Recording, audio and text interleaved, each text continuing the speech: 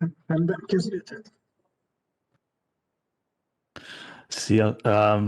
Sorry, I have to switch to English because my presentation is in English. So, sziasztok, and let's switch to English. Right? So, welcome everyone to the professional days of the IT faculty. Glad to be back for another presentation from last year.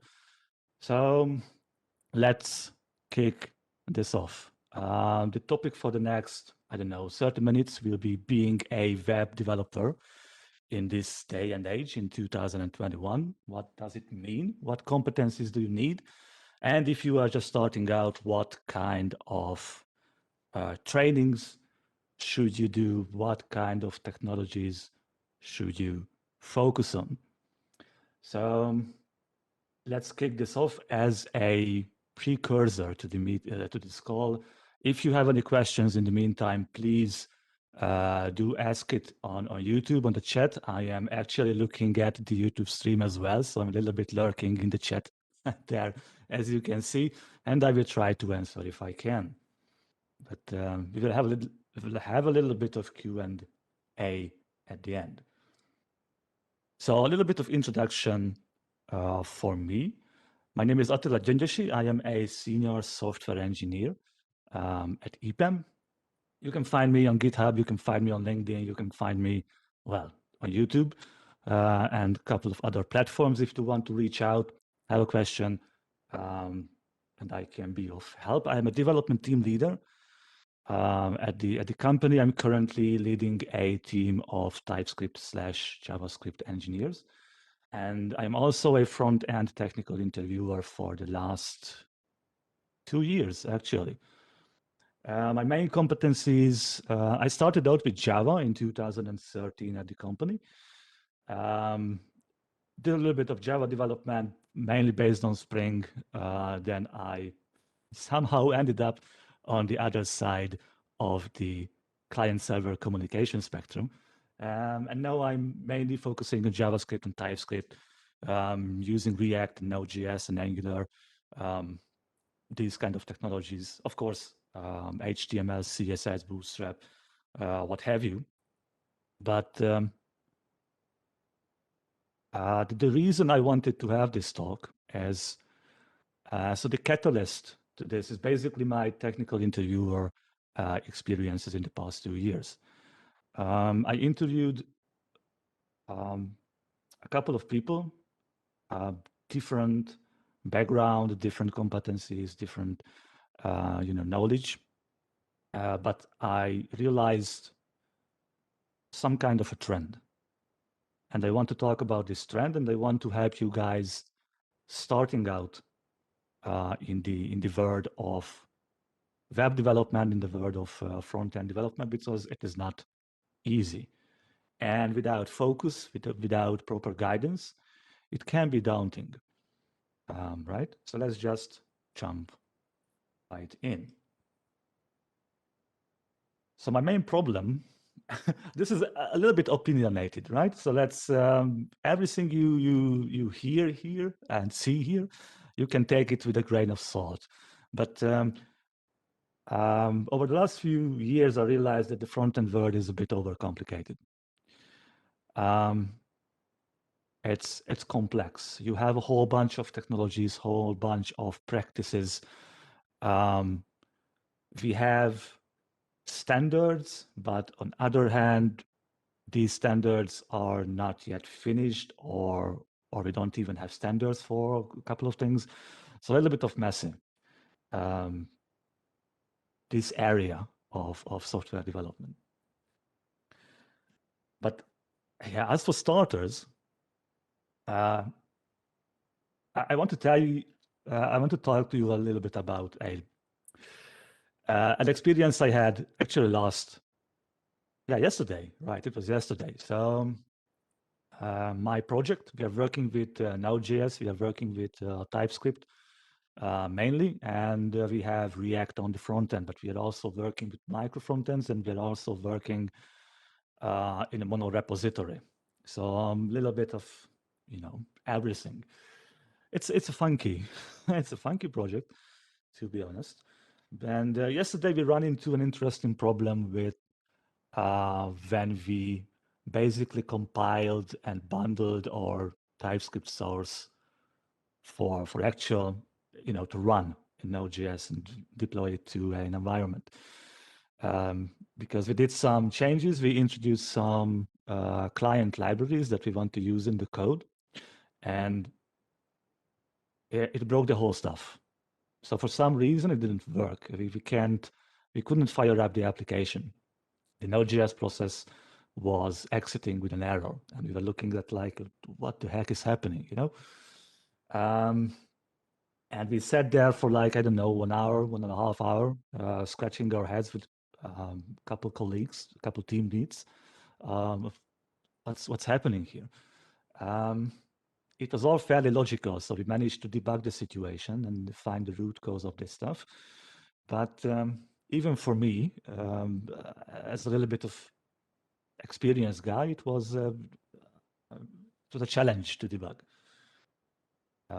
Right, so that was an interesting thing. The root cause was tied into Webpack bundling, and also how you compile your TypeScript into JavaScript code, and the different module resolution standards and the different module standards. We have ECMAScript 6 modules, we have CommonJS modules, we have UMD and System.js and all these kind of different semi-standards. So yeah, the front-end world is a bit overcomplicated. Let's keep it at that. And I just wanted to show you a little slide about what you need to know. I think, again, this is opinionated, what you need to know in order to be a competent front-end software engineer this year. And by competent, I mean, more like a senior. So we're not talking about entry level, we're not talking about juniors, but a seasoned veteran in the front-end world.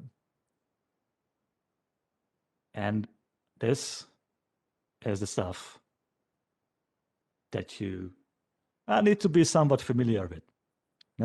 This is a brain dump from me. I just threw a couple of technologies, a couple of practices, a couple of terminology here on the slide without any particular order, right? This is just stuff.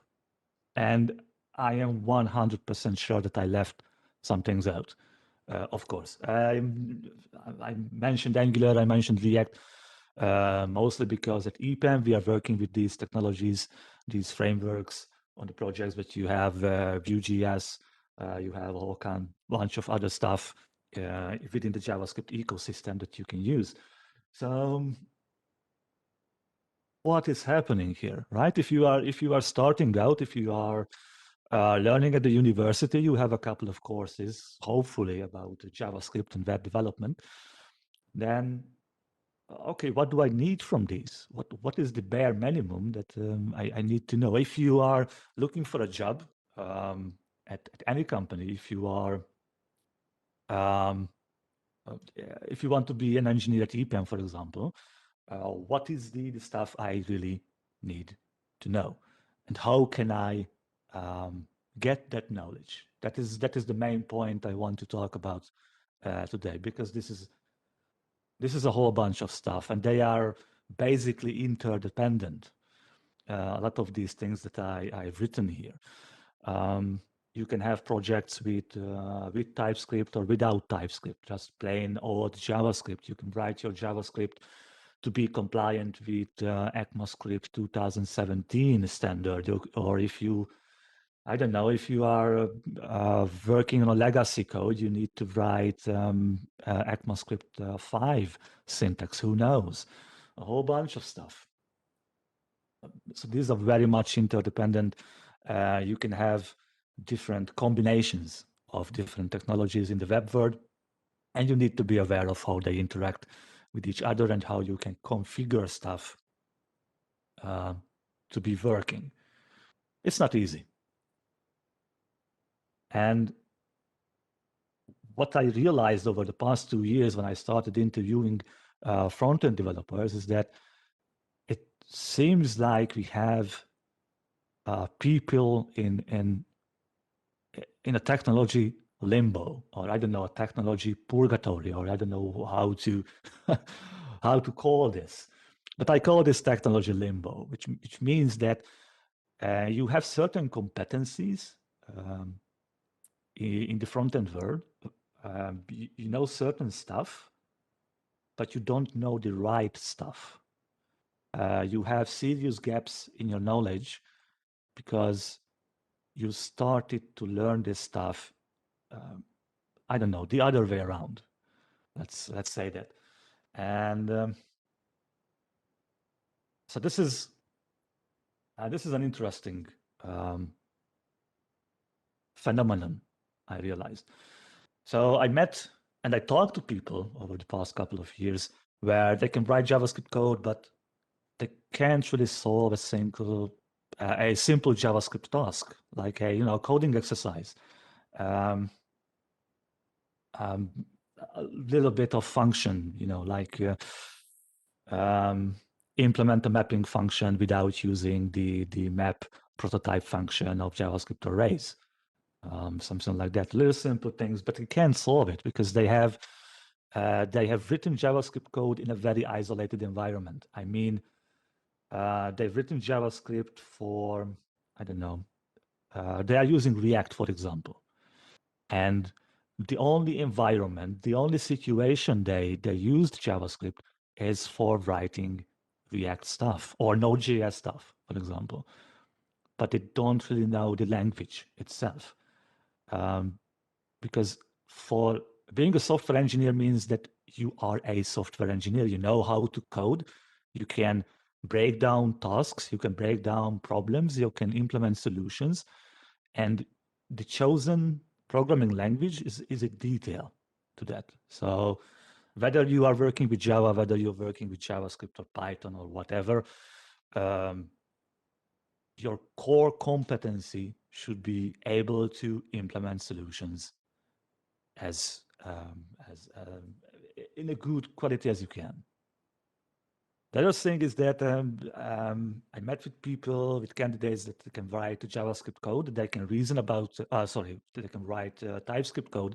They can reason about TypeScript. They know the basic difference between TypeScript and JavaScript, but they don't really understand how any of this will translate into actual JavaScript and how the code itself will be executed by the browser or executed by Node.js, if we are talking about server side or command line interfaces. So TypeScript is an advanced topic.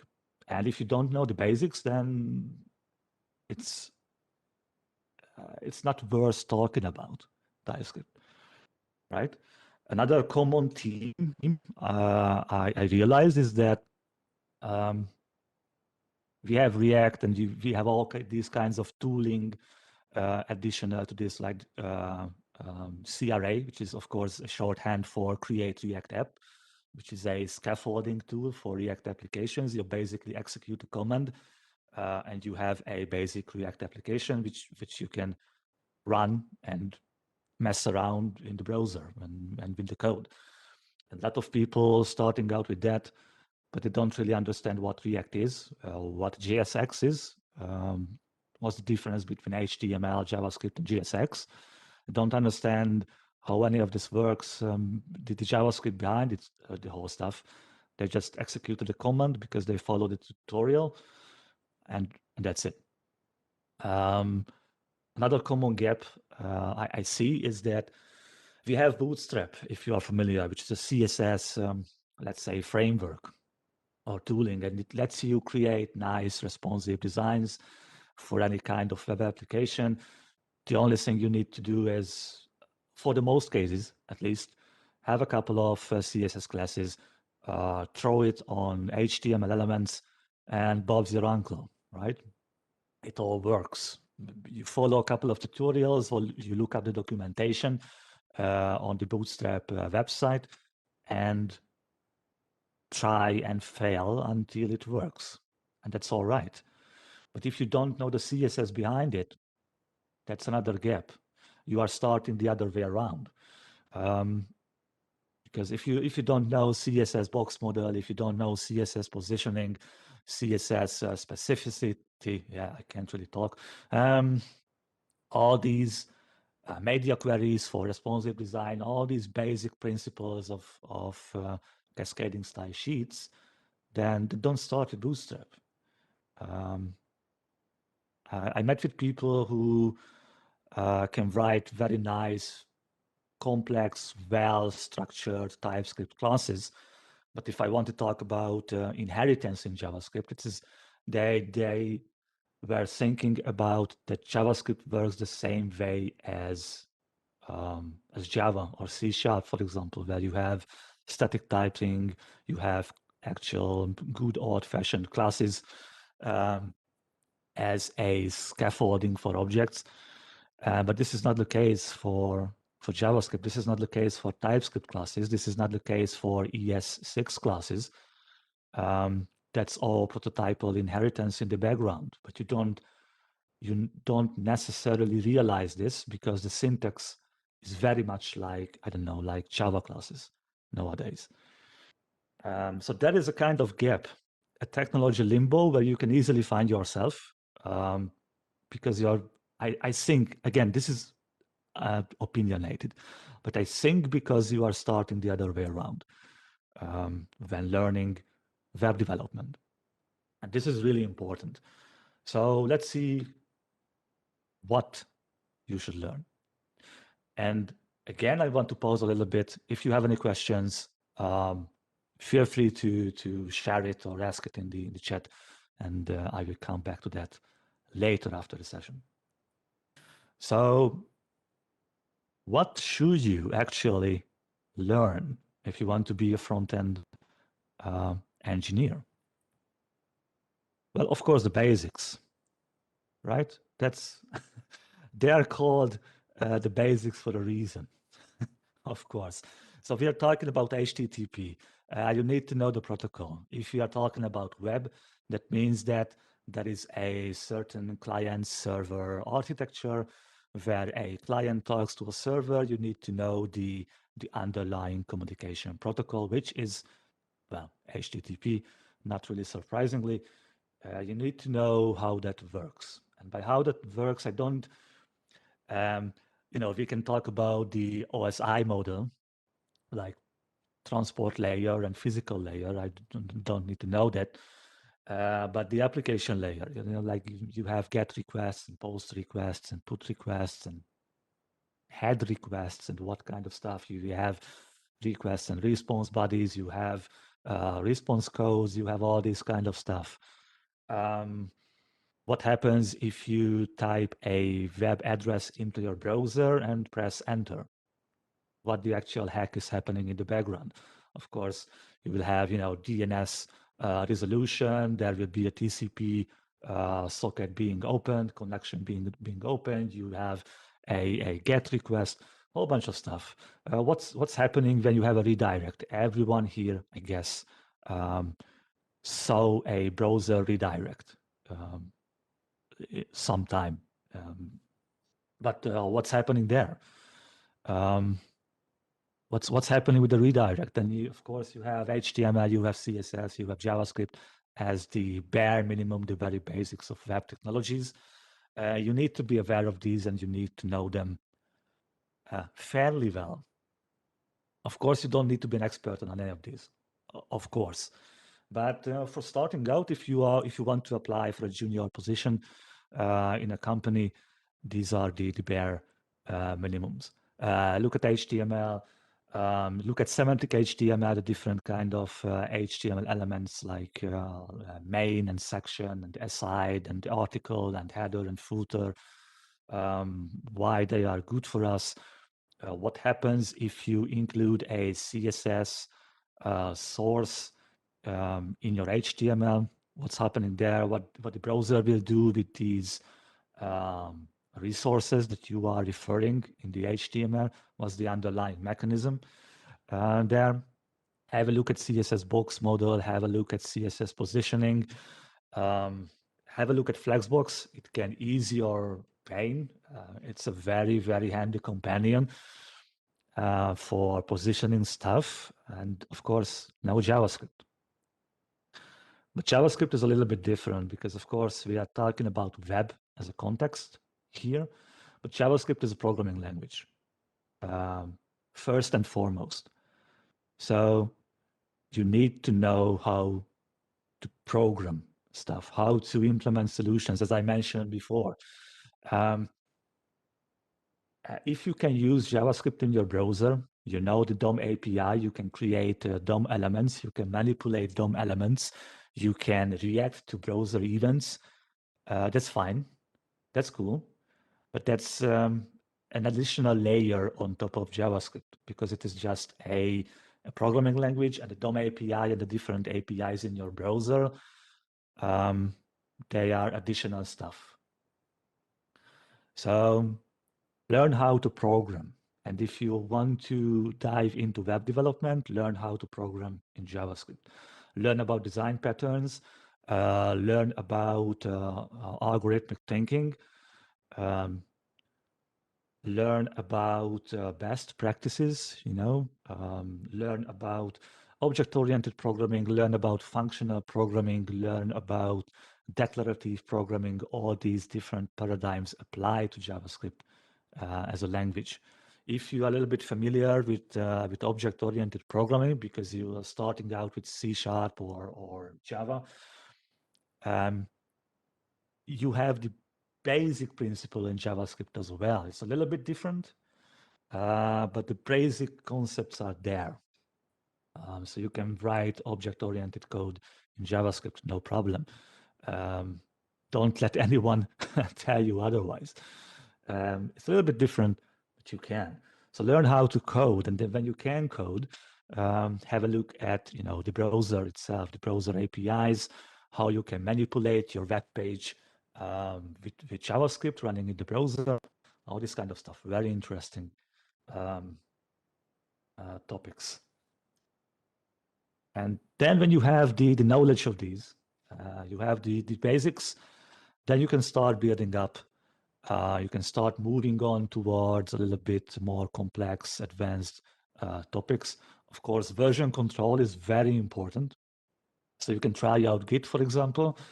I think the majority of places that you can apply to uses Git for version control nowadays. We are using it, of course, at Epam.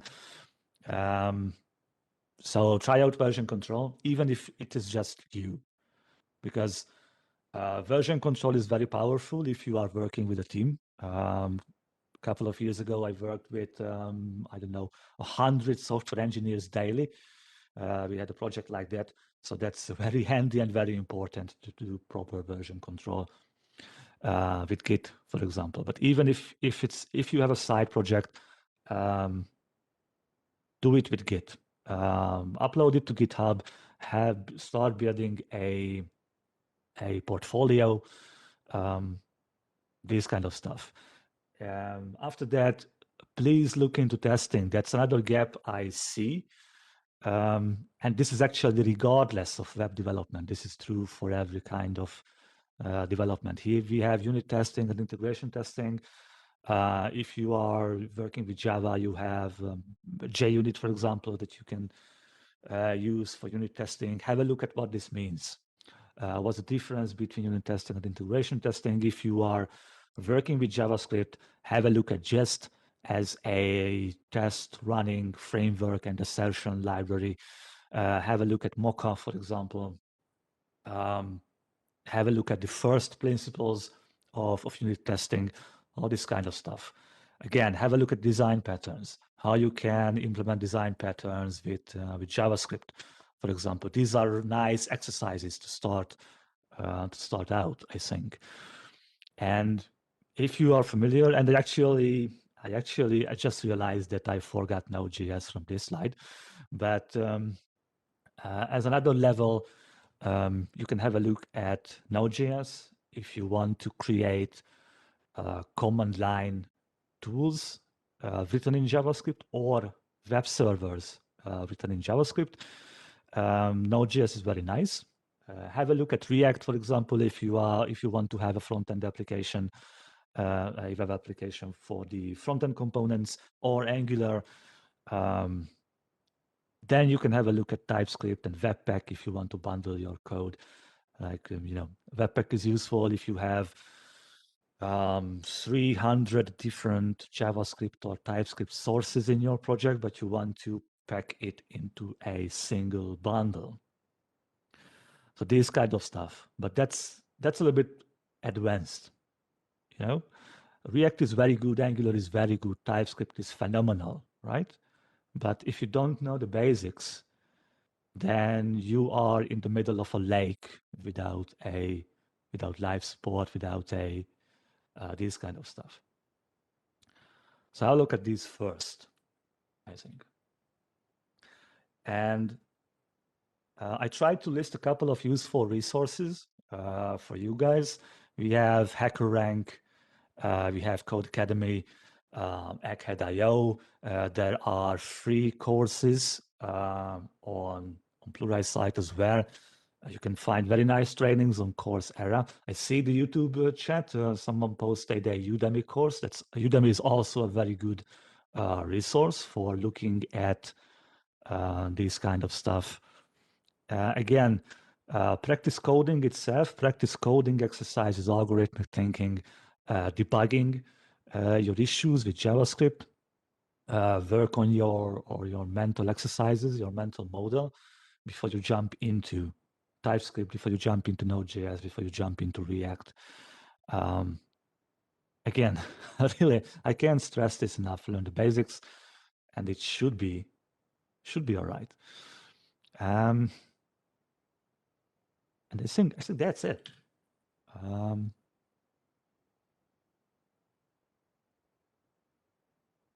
And yeah, any questions? Let's have a look at the YouTube chat. We have a couple of minutes still left. Let me try to. Yeah, I mentioned monorepository.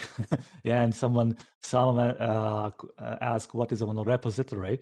It's basically a repository where you have multiple libraries, multiple code bases, multiple projects, multiple web products within a single repository. So if you are working on, I don't know, 2 web applications at the same time, you don't have to separate Git repositories. You are managing them in the same repository. It's a different topic. It has its ups and downs. It has its pros and cons. But yeah, that's a whole different topic. An interesting one. Yeah, and then the Code Studios Web Developer Bootcamp on Udemy, that's a good stuff. And if it's 91% off, you guys can have a look at it. That should be a good course.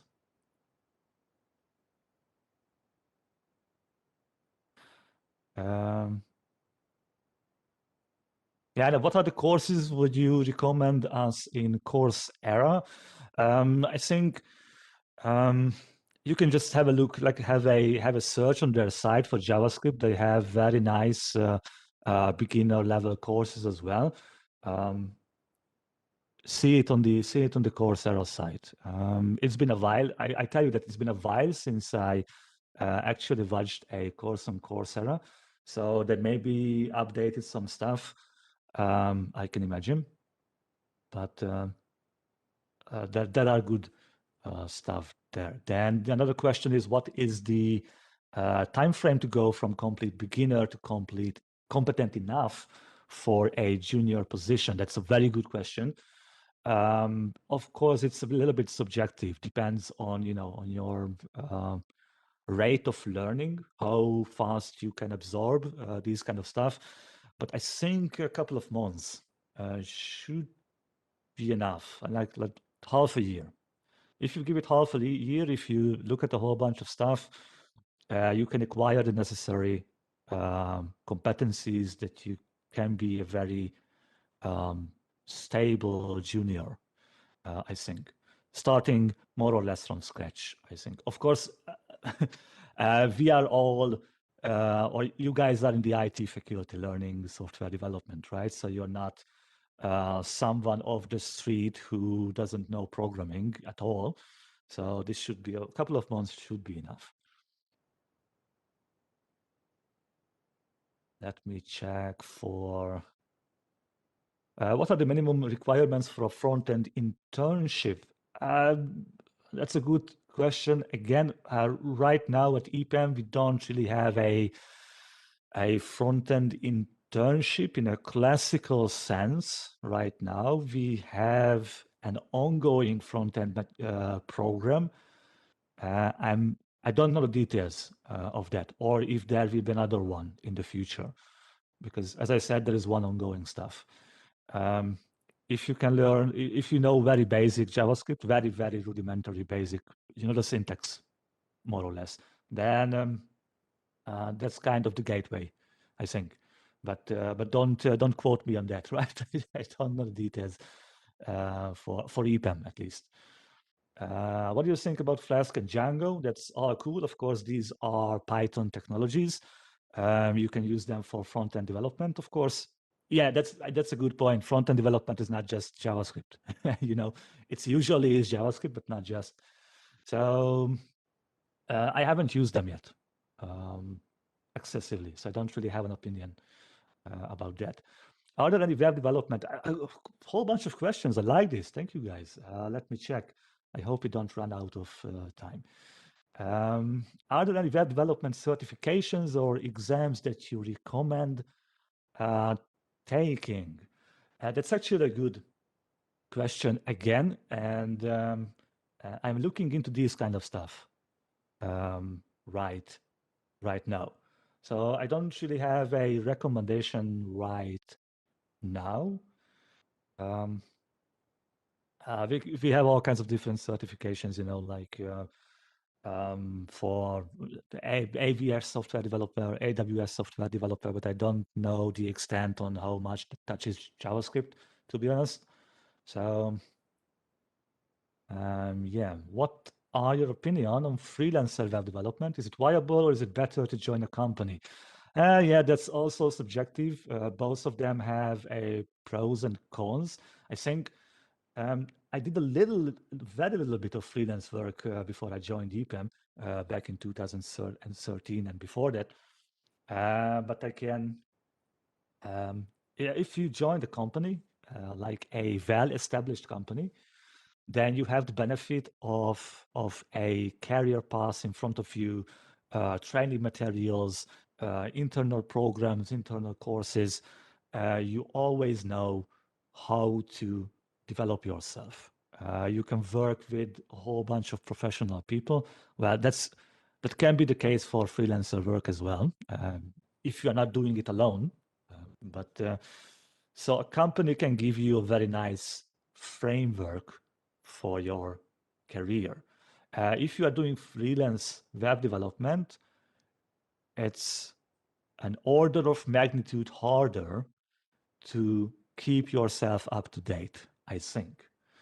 So you have to be constantly aware. You have to be very, very proactive to keep up with the times. Software development is hard and it is constantly changing.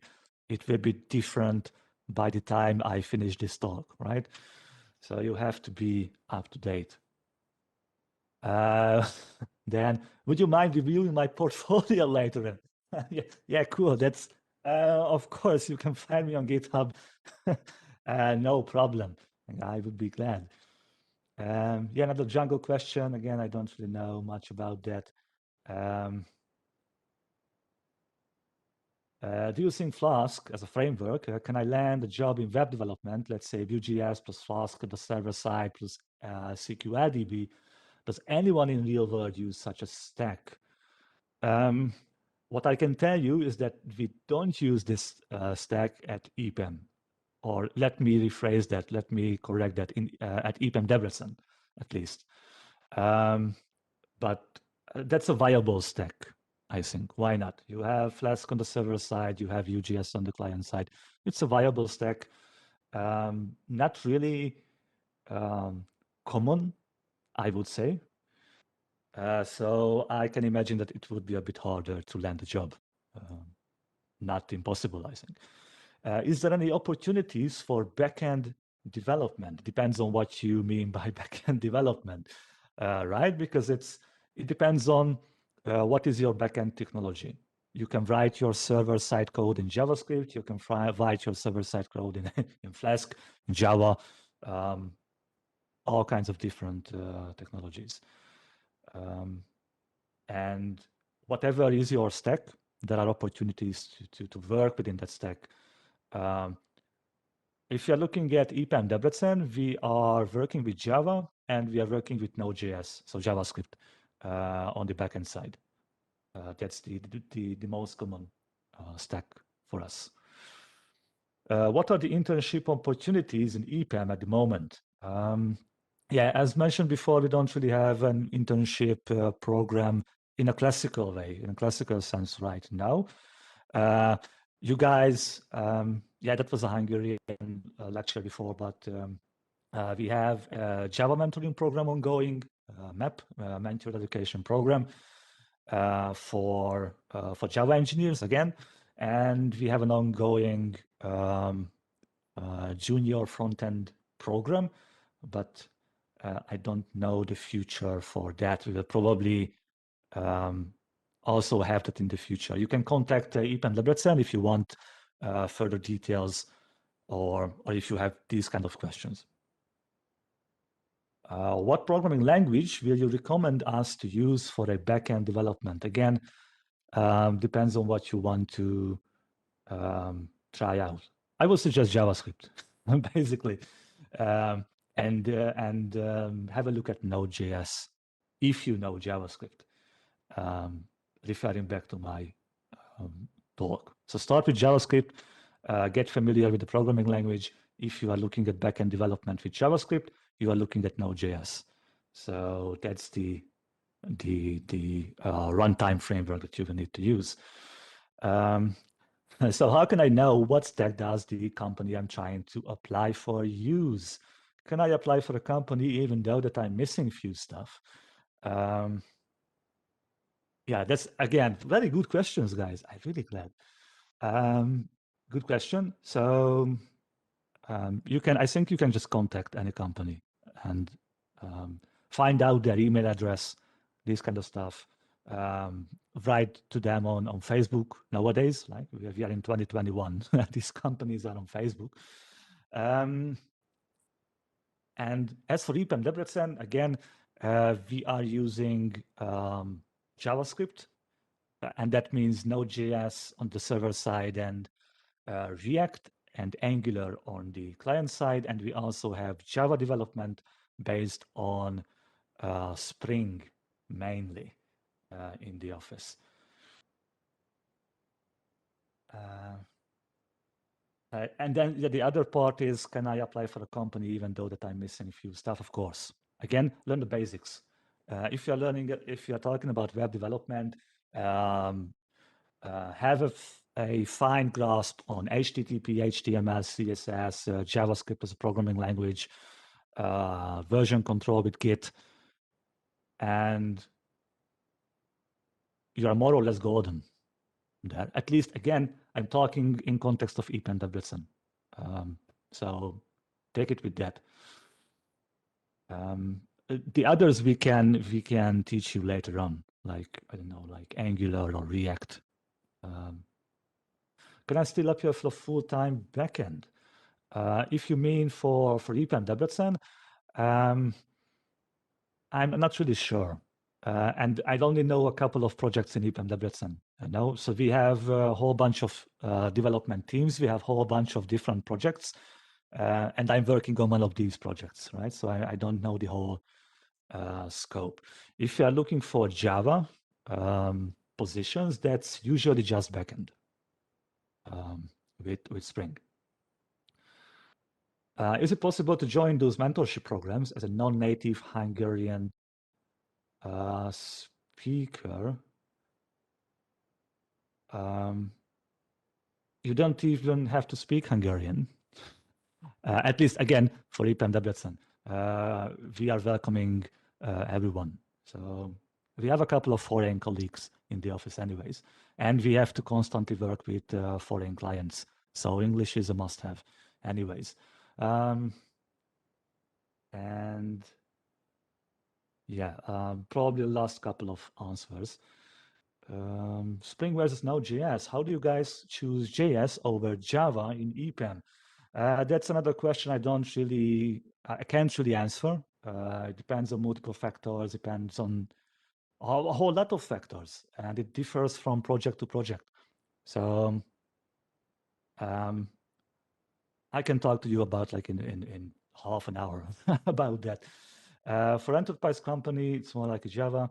Not likely, to be honest. JavaScript is and TypeScript nowadays is very commonplace, even for enterprise projects, to be honest.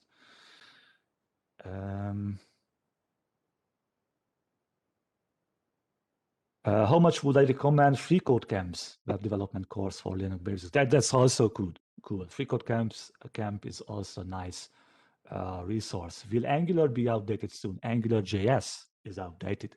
Angular is the newer version, starting from Angular 2, and I think that's Angular 10, 11. I'm a little bit behind on my Angular knowledge. And it will not be outdated anytime soon. Angular.js is deprecated. And I think maybe we are over time. For the internship possibility, we have Java mentoring program.